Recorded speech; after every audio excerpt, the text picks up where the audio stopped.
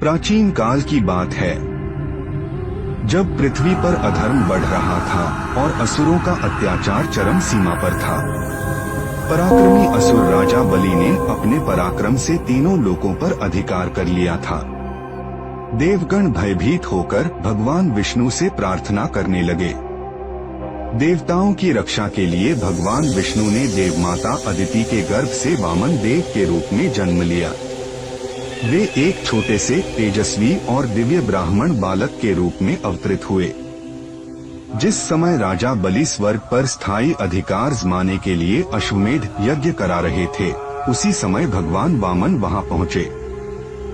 राजन बलि, मैं एक ब्राह्मण बालक हूँ और आपसे केवल 3 पग भूमि दान में चाहता हूँ। हे ब्राह्मण, मैं संपूर्ण पृथ्वी का स्वामी हूँ। केवल 3 पग भूमि ही क्यों? मांगो, जो चाहे मांग लो।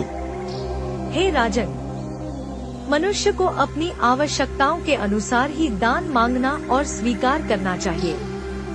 लोभ और अहंकार से प्रेरित दान न तो दाता के लिए शुभ होता है और न ही ग्रहण करने वाले के लिए। यह कहकर भगवान वामन ने राजा बलि को संकल्प लेने के लिए कहा, लेकिन गुरु शुक्राचार्य ने राजा बलि को सावधान किया। राजन, यह कोई साधारण ब्राह्मण नहीं, स्वयं विष्णु हैं। सोच समझकर दान दो। परंतु बलि अपने वचन से पीछे नहीं हटे। जैसे ही उन्होंने संकल्प लिया, भगवान वामन ने अपना विराट दिव्य रूप प्रकट कर दिया। पहले पग में उन्होंने पूरी पृथ्वी नाप ली, दूसरे पग में स्वर्गलोक को। अब तीसरा पग रखने के लिए कोई स्थान नहीं बचा। बलि, अब बताओ, मेरा तीसरा पग कहाँ रखूं?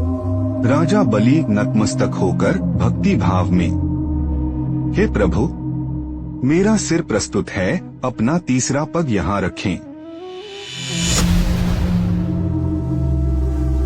राजा बलि, तुमने अपने वचन का पालन किया और सच्ची भक्ति का प्रमाण दिया। मैं तुम्हारी भक्ति और दानशीलता से प्रसन्न हूँ। इसलिए मैं तुम्हें पाताल लोक का स्वामी बनाता हूँ और तुम्हें अमरत्व का आशीर्वाद देता हूँ।